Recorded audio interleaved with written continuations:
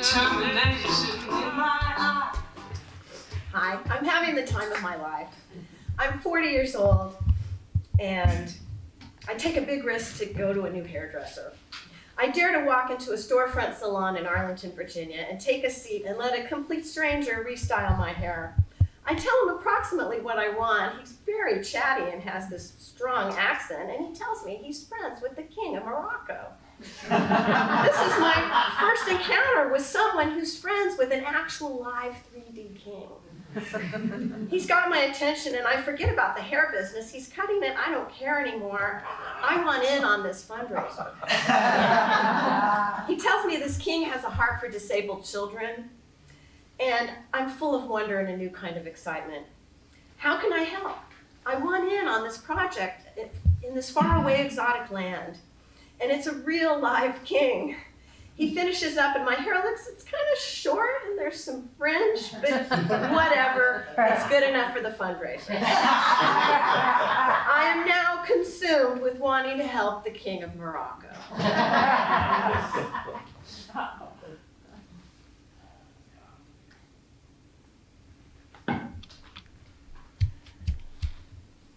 I return to my apartment, and it occurs to me to pray to God for a new song. That disabled children will sing at a fundraiser and inspire people to whip out their wallets and double their donation. God answers my prayer, and a song downloads over 2 days, melody and lyrics combined. And this being the first song that I prayed for, I think all songwriters get songs this way.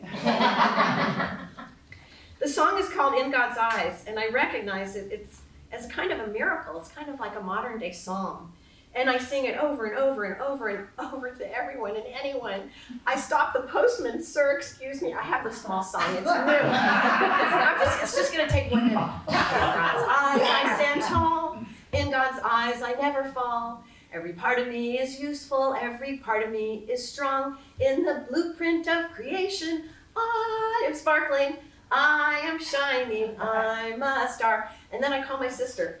You gotta hear this song, it's like a psalm, it's brand new. Okay, in God's mind I am whole, I'm a precious living soul, God's partner in creation, God's gift and mystery. In the blueprint of creation, I am sparkling, I am shining, I'm a star. And she was a little irritated. And then my friend Laura comes over, and she's gonna help me declutter and reorganize. And I sing her the song, and she bursts out crying, and she's having a healing. And I get goosebumps when I think about this. And then I went to my support group for food addiction, and I corralled a bunch of people, and I said, you guys, I have to sing you this new song. I am sparkling, I am shining, I'm a star. And there's a hush and a pause. And then someone yells, sing it again. I call recording studios in town to find someone willing to donate their services to record a song that will be used by the King of Morocco at a fundraiser. I find a recording engineer who's willing to lay down a couple really sweet guitar tracks and we record the song. And I take the new recording to the hair salon, and nobody's there, gone. No hairdresser, no King of Morocco.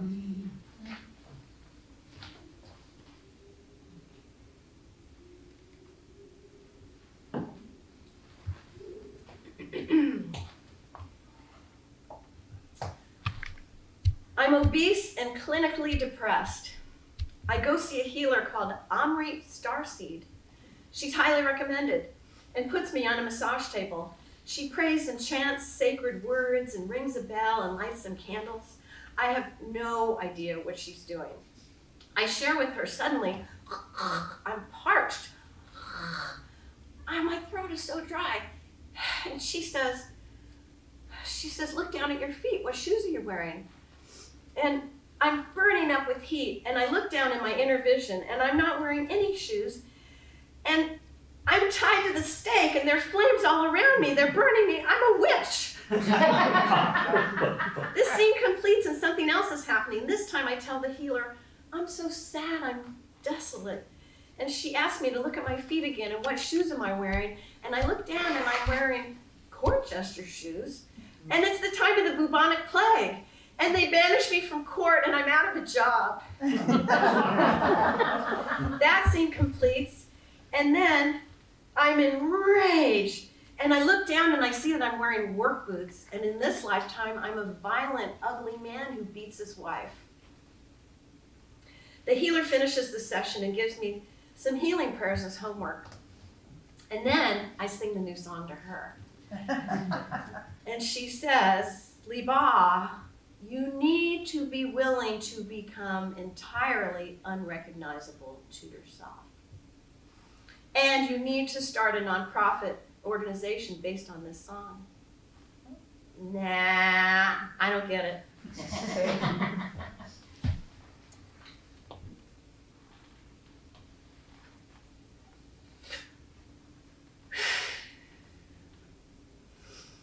I've got you right where I want you. Afraid to live and afraid to die. Afraid to succeed and afraid to fail. True perfection. I am the maestro of chaos, dialing it up a little, dialing it down a little, so you never get grounded, never relax, never feel free. If I let you see your beauty or goodness, I lose. My plan is to annihilate you slowly, torturously, subtly. I am a true evil artist, and you, my friend, are the perfect victim.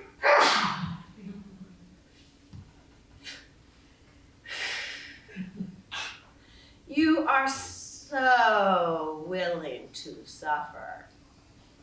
I love it so much. You are so willing to procrastinate, to quit, to stop, to forget, and be confused and cross-addicted. I've got you by the nose and also by the tail. I am your super lower power, exuberant, dark, and evil. It is real power. I'll make you beg for the things that will kill you. I'll make you addicted in so many ways. It's more interesting for me. Now, let's watch you be born and have a new human life. Wah, wah, wah, wah. I don't think she can hear me. She's just around the corner in her bed. I can hear the soap opera music. Wah, wah, wah, wah. Damn it, this is hard work. I'm not exactly hungry. I probably could use a diaper change. Mostly, I'm lonely. Wah, wah, wah, wah, wah. I'm a baby and I'm gonna burn this house down. No one will survive this rage. I'm not terrified, you're terrified. I'm not desolate, you're desolate. I have no skills here, people. Left alone in my crib, can't walk, can't talk, can't tell you what I need. All I've got is my cry, my scream in this rage. Yet no one notices. So I have the thought, do I matter? Do my feelings matter? Do I even exist? Hello? I can't save myself and I cannot tolerate these feelings. Apparently no one can save me and I cannot tolerate these feelings. No one can save me and I don't want to feel this way. So I'm going to start World War III, and the amount of cruelty I have to give the world is endless. I will not stop at annihilation. I will rampage, I will burn, I will nuke, I will flatten, I will raise this earth. And you thought I was just a little baby.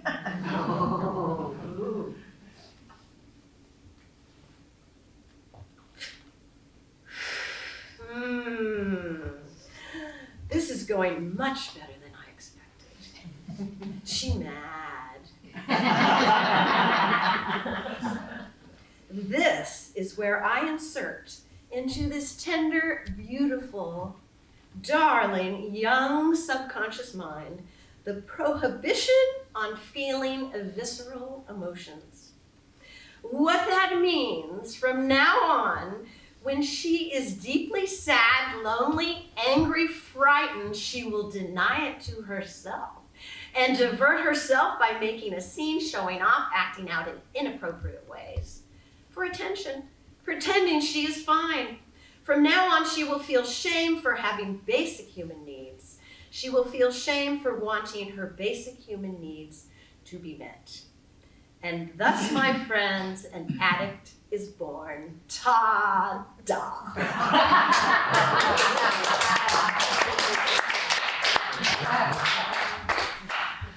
Salty, crunchy. Sweet, creamy, cold. Hot, meaty, cheesy. 7-Eleven. Salty, crunchy. Cold, creamy, sweet. Hot, meaty, cheesy. Volume. Volume. Volume. Volume. Dr. Pepper.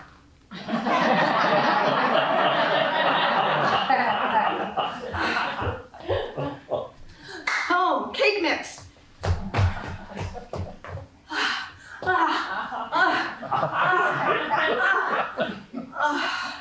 I hate myself. I wish I were dead. Jane, honey, bring me a glass of cold water.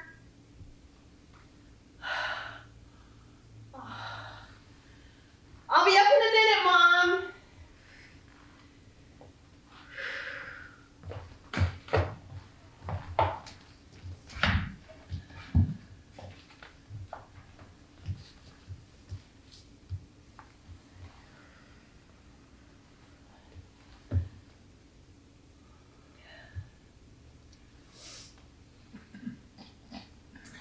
It's kind of a torture having to wear this massive girdle and bra combination, especially in the summer heat.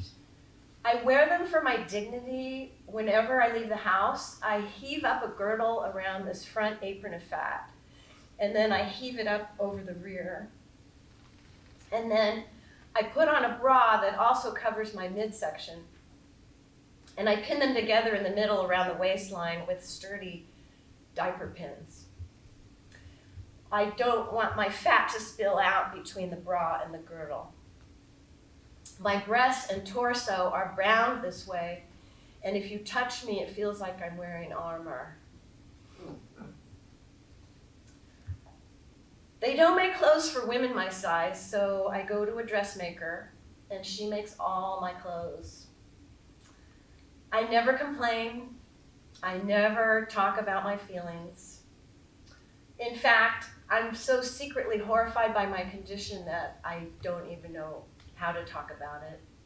I can't stay on any diet, and I've tried most of them, even traveling across the country to Duke University, their rice diet. And I failed again, and that was really expensive, and we're saving to put our daughters through college. My physicians are suggesting a surgical solution, and I can barely dare to hope that might work for me. I get home from work and I spill out of these garments. I take a hot shower. I put on pink desert flower lotion. My daughters come home from school and relax with me on the king-size bed and chatter about their days. My handsome, wonderful husband comes home from work. Who am I to yearn for anything more than this? No mother could ask for 3 more perfect creatures than my 3 daughters. When they were little, around 8, 7, and 3, I took them shopping in downtown Grand Island, Nebraska, and we were window shopping, walking along the sidewalk, and I hear a commotion and someone shouting, and I turn to look, what's the commotion about? And I see my little daughter toddling across the busy street alone. And I'm too crippled by my fat to go get her. And a stranger, a man, runs out into the road and picks her up and brings her back to me. And I'm livid, I'm terrified. And how could I be so careless to let this happen? I'm ashamed. And I bend down to scold her, never, never, never cross the street alone. And she looks up at me and she plugs her little ears and says, I don't want to hear it. And that's my youngest daughter, Jane. And she is something else.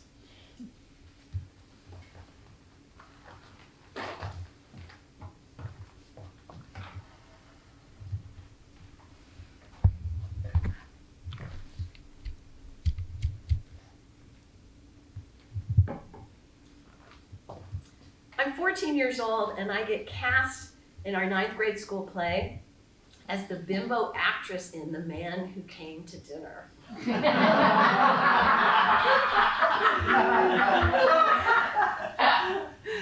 I weigh 125 pounds. I'm 5'6", however, I really wish I weighed 120. And I go on my first diet to lose the 5 pounds, and I ate 500 calories a day, and it was mostly lettuce.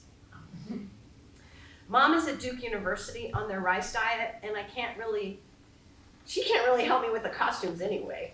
So her slender friend Inga Silverman lends me one of her flashy outfits with the slit down the leg and the, plunging neckline. I wear false eyelashes and lots of makeup.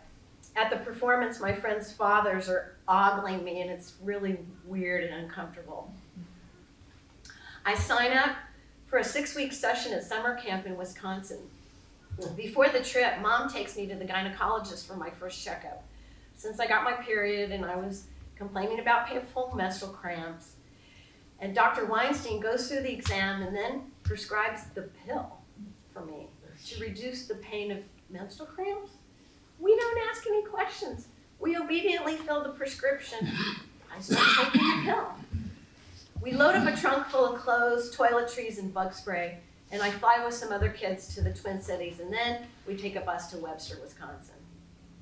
At this Jewish camp, white clothes are mandatory on the Sabbath. We sing silly camp songs, we sing beautiful Hebrew blessings before the meals, and grace after the meals. We canoe and swim and scratch our mosquito bites. Suddenly, I'm in front of a platter of cinnamon toast that I can't stop eating. White toast, sugar, butter, cinnamon. White toast, sugar, butter, cinnamon. White toast, sugar, butter, cinnamon. And I can't fit into my Sabbath whites. They're too small. I have to wear something, anything that will fit to leave the cabin and participate in the Sabbath activities. My counselor's disgusted with me and takes me to the camp director, who's angry and scolding me for not wearing whites on the Sabbath. I'm devastated and humiliated. I can't defend myself, and I don't even know what is happening to me.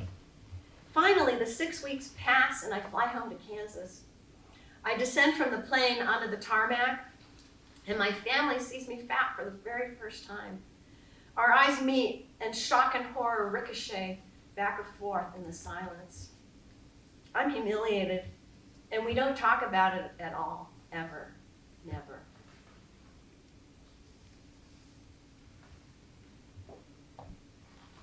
It's Mom's idea that I apply to Wellesley College, an all-women's college. I've never heard of it. I learned that Wellesley students are automatically cross-registered at MIT. That's exciting. I'm the jazz writer for the Kansas City Star as a senior in high school, and I have great grades, and I get into Wellesley with financial aid. Mom and Dad put me on the plane to go to college, and Mom checks herself into the hospital for obesity surgery. I'm in my wondrous new college life, professors, this gorgeous New England campus, new everything. Mom is embarking on her new life, the possibility of being freed from the bondage of morbid obesity and all that pain and shame. 3 weeks later, she's dead. Years later, I get to know one of the intensive care unit nurses from that hospital, and she shares that particular surgery that they chose for my mom's obesity solution, no one recovered, no one. My mom's doctors all go to our synagogue. My dad decides not to sue anyone. At a Wellesley College event for alumni in my hometown, I see the wife of Mom's primary care physician. When she realizes it's me, the daughter of that woman that her husband treated for obesity, she runs out of the house. I was angry and bitter for years. And I schlepped this memorabilia from state to state, house to house. And it's always good to declutter and organize. Oh, look, my song that I wrote a long time ago.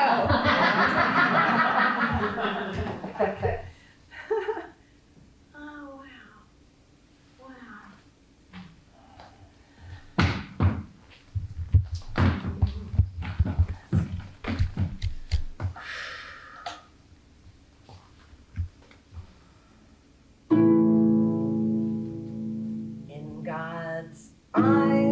stand tall. In God's eyes I never fall. Every part of me is useful. Every part of me is strong. In the blueprint of creation, I am sparkling.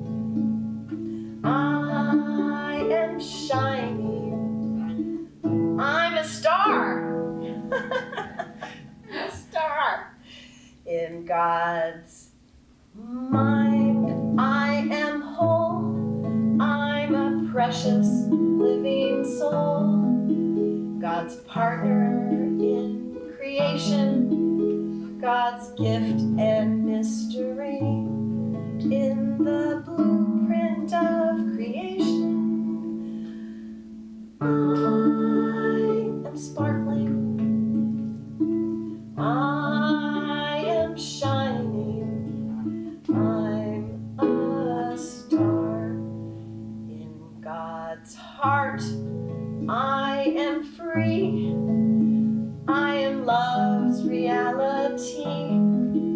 God's courage and a blessing to become the perfect me.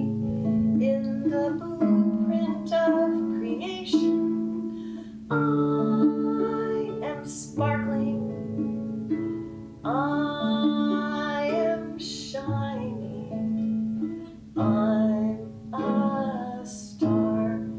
Just look into my eyes. Look into my mind. Look into my heart. Precious beating heart. You'll see God's eyes. God's mind. God's heart. You'll see God's eyes. God's mind. God's